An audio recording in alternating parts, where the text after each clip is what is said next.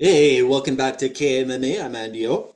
And I'm Khalil Deal. And we are back with the main card portion of UFC Vegas 104, where we're going to bring our final thoughts, predictions, and take one final look at the fighters before they fight tomorrow.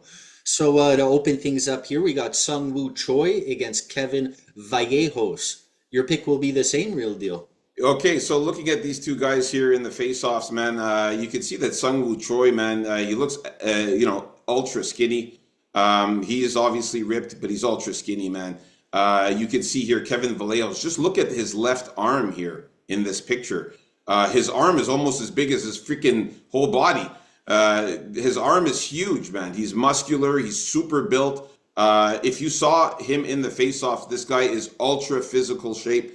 He is juiced to the gills, in incredible shape, man. Like the guy is massive, muscular, built, ripped, just twice the size of Sung Woo Choi. And it's going to translate in the fight. I think he's going to destroy Sung Woo Choi. He's going to hit him hard. You can see that these two fighters are looking very, very serious here. Kevin's going to hit him with some hard punches. And when he touches that face, you're going to see Sung Woo Choi start to get battered and bruised up. He cuts easily, bleeds easily, so you'll see him get cut and bloodied up. I think his face is going to get swelled up. His eyes get shut really fast. You might even see a doctor stoppage. I'm going for Kevin Vallejos by knockout. It's going to be violent, man. Yeah, I got to go with Kevin Vallejos here also. He just looks very crisp and smooth on the feet, hits with a lot of power, definitely on some juice. Sung Woo Choi, I think, is going to be a little bigger and not as skinny as he is now come fight time. But I just don't like how he's been looking also in the cage lately. And as long as Kevin Vallejos can stay away from that hook, which is going to be very obvious, and he's going to see it coming from a mile away, and he's going to figure out what Sung Woo Choi is trying to do, he should be okay. Maybe we even see a little grappling from Kevin Vallejos because I hear he's been working on that. But uh, that's what they all say. I'm feeling a knockout here by Vallejos, and Sung Woo Choi has been knocked out a lot too. So Yeah, his that's the thing, like the guy has he lost three fights by knockout out of his seven losses, and again, yeah. the guy lost four out of his last five fights, just absolutely looking terrible. Yeah, so give me knockout for Vallejos also. Nice. We're in agreement with this one, man. Let's move on up to the next fight here. We got DR Nurgozai against Brenson Ribeiro. All right, here I gotta stick with Divar here to use his good blend of striking and takedowns, but no, don't get too attached to the striking here, at least not at the beginning of the fight. Or really try to corner Ribeiro up against the cage and try to work those takedowns in. If he works his takedowns a lot, I say Brenton Ribeiro gets tired a lot faster. His punches won't have the same effect as they do at the beginning of the fight. So yeah, give me Nurza, bleh, Nurgoev to get a submission or knockout here. I call for a finish on Ribeiro this time. Yeah, I'm in agreement. I also have DR Nurgozai by KO or submission here. I still think he's a better pure striker and more dangerous of a striker than Nurzagoev, right? So he's got to blend in that grappling. Honestly, man, ever since I seen Brenson Ribeiro off the juice, again, he does not look the same. In here, I mean, both of these guys are in good shape. DR Nurgozai actually used to be fatter, so he looks a lot more in good shape now. I think he's been working out and training hard, and he's lost some weight. He looks really Is good. he off the juice himself, or Brenson Ribeiro is off. no? Nurzagoev. I don't think he was ever on any juice near Gozai, but I can tell you that Brenson Ribeiro went from looking like the Hulk to looking like a regular guy. Like right now, he's in still good shape there, but nothing compared to how he used to look. And I really like Nurgozai in this one. I think he's going to take him down, use his wrestling, use his grappling skills. He's going to hit him with some hard punches as well, land more, do more volume. And I think DR gets the finish as well, just like you said. I like him by KO or submission here. I think he's just more skillful. Ribeiro doesn't really look that good. I mean, the last fight against Caio Machado, who he should have finished, he ended up winning a split decision. That is a bad look against Caio Machado, who's really not good at all. And and then the losses before that to Gads Yasulov, who took him down all kinds in that fight. and I can see Nurgazai doing the same. Ming Yang Zhang knocking him out, so I can see Nurgazai doing the same, man. So that's it. Finish for Nurgazai, man. We're both in agreement here with this one. Let's get on to the next fight here. We got Damon Blackshear against Cody Gibson.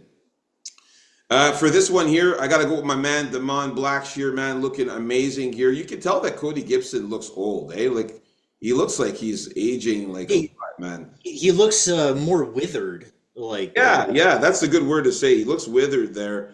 The guy is older too, 37 years old. These guys are the same height. Damon Blackshear is just in better physical shape. He's more ripped. He's more muscular than Cody Gibson. Cody Gibson is still lean looking, but you can see he doesn't have any muscles. His chest looks flat. Very weird shaped body. I don't see Cody Gibson getting the win here at all. I think Damon Blackshear is going to take him down, get a submission, or win by decision. I don't think he knocks out Cody Gibson because Cody Gibson, for some strange reason, has a chin made of cement or something because he's never been knocked out in his entire career. Never been knocked out. But he has lost 4 times by submission. He's really susceptible to submissions, and he's lost I think it's 6 decisions. So, man, I like Damon Blackshear by sub or decision here. What about you, NDO? look, he's well-rounded, Gibson, but I gotta say, I don't think he's completely UFC caliber. I really don't think so. He hasn't beat anyone good. And Damon Blackshear, man, despite his record, he does have a few losses there, and his flaws sometimes. He's still really good, and I think he's a lot better than Gibson on the ground, and I think he's gonna end up latching that sub. So give me Gibson by sub in the second round. All right. Give me Blackshear by sub in the second round. Blah, blah, blah. I can talk. All right, we're in agreement with this one as well. I think the submission is live for sure here. And he's got to come back. He's got to get a win. Get a winning streak going here, Blackshear. Yep, exactly, man. I think if he wins this fight, he's going to get bumped up in the rankings. Let's get to Well, how far bumped up is he going to be facing a guy like that, though? This uh, guy's well, I mean, he'll move up a little bit because he had that nice win against Cody Stamen the fight before. hopefully he doesn't move down because he beats Gibson. All right, getting to this next one here, we got Alexander Hernandez against Kurt Hollabaugh. Who you got here, NDO? Did you switch your pick? No. Ah, Yeah, it's funny, but yeah, I have to pick the winner here. I don't like Alexander Hernandez. I'm not a big fan of the way he fights or his gas tank, but I'm less of a fan of Kurt Hollabaugh at this level, man, especially a 38-year-old Kurt Hollabaugh against an Alexander Hernandez has a better gas tank than he does at 145, and he's just better overall. You can tell by just by what they do and who the better MMA fighter is. So I'm looking for a decision, probably a decision for Hernandez or maybe a knockout. all right. Now, as far as physical shape here, both these guys are in great shape. Alexander Hernandez always comes out looking in good shape. Yeah. He's always muscular, ripped, and great shape. Hollabaugh looks good too, man. He's also ripped and in good shape. He's muscular too. I find that Hollabaugh is a tiny bit bigger than Hernandez. He's also taller. You can see here. He's got the 2-inch height advantage there. He also has a 2-inch reach disadvantage. So Hernandez has the longer arms there. But Kirk Hollabaugh, I like the way he fights.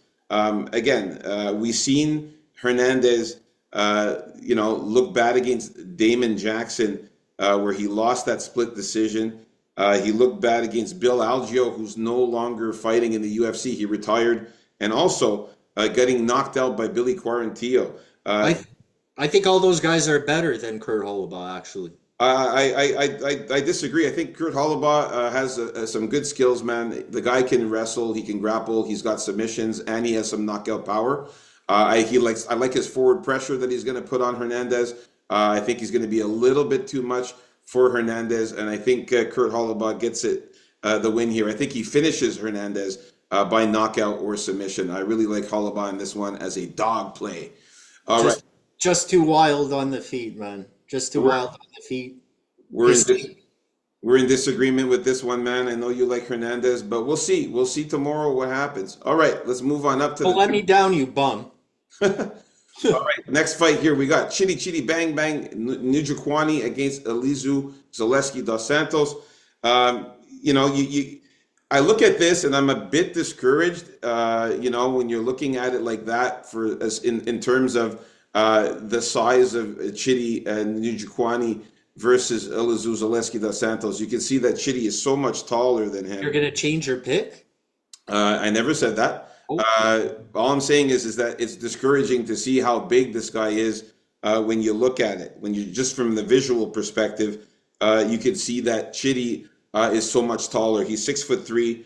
Zaleski is 5'11". So there's a really good there 4-inch height advantage for Chitty.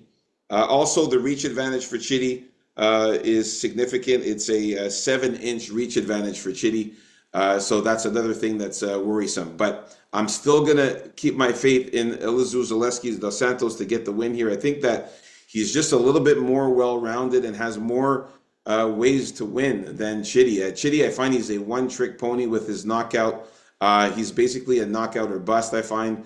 And Chitty, his ground game is just not where it's just not at the level of Elizu Zaleski. Zaleski takes him down, gets him on the ground, and then Chitty, you know, it's great to have knockout power, but when you're on your back, you can't really knock anybody out when somebody's on top of you. And I think Zaleski is going to get the takedowns, get on top of Chitty, and use his ground and pound and submission skills to beat Chitty Bang Bang here. I like Elizu Zaleski to win by knockout or decision. I think that the ground and pound, if he's going to knock him out, or win a decision by just getting more takedowns, a variety of striking and submission attempts, maybe even. So yeah, I'm going to stick with Elizu Zaleski. But I mean, the knockout is live for Chitty. We'll talk about that in the betting.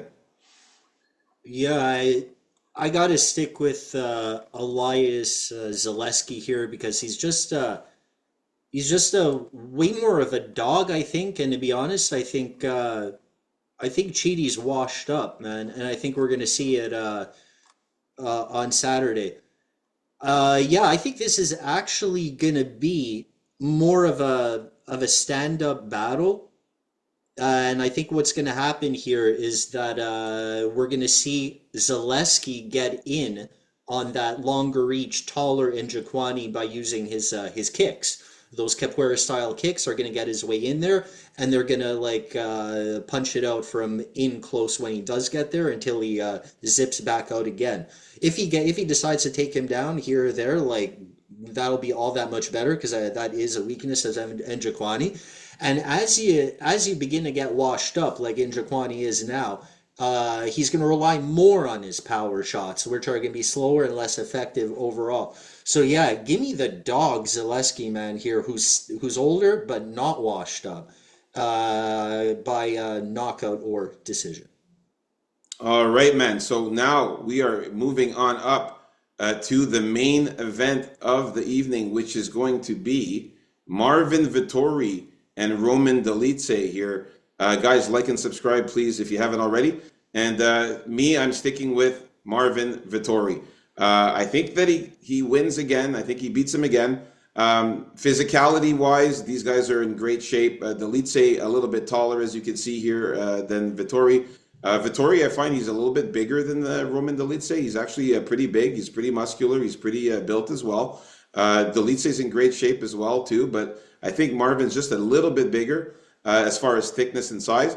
But Dolidze is a very strong guy. I don't think that he's any kind of a slouch in there at all. He's pretty good. But I think Vittori, having beat him already, these guys have sparred before. Vittori knows exactly how he fights. He's beaten him before. I feel like he's going to do the same thing like he did before. So I'm going with Marvin Vittori to win. And I like him winning here by sub or decision. I actually think that he might get a submission on Roman Dolidze if he gets him to the ground. People forget that Vittori has a lot of good submissions, a very good black belt in BJJ. Yeah, I got to stick with the ladies' man here, Roman Dolidze, because he is apparently. Yeah, sorry about the lighting here, but I just wanted to check something out real quick with our buddy Marvin Vittori, the non-changer.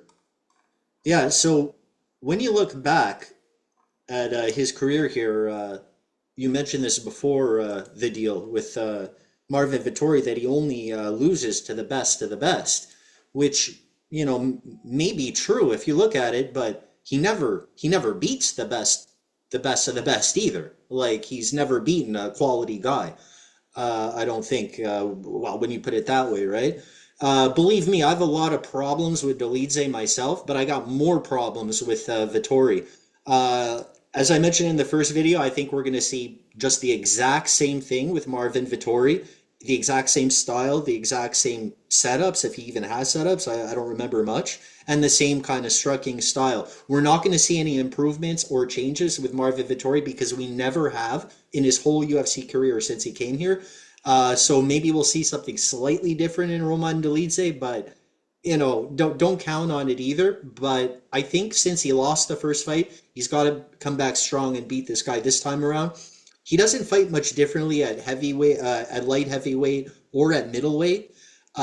His endurance may be a little better, I think, though, at this weight class. Dolidze, he looks pretty good here. He looks pretty cut here. I think he can go the distance if it goes that long. It's really hard to put away Marvin Vittori, though, so that's the thing. Uh, I'm not going to call how he puts him away. I'm just going to say Roman Dolidze here. Happy he's at dog money.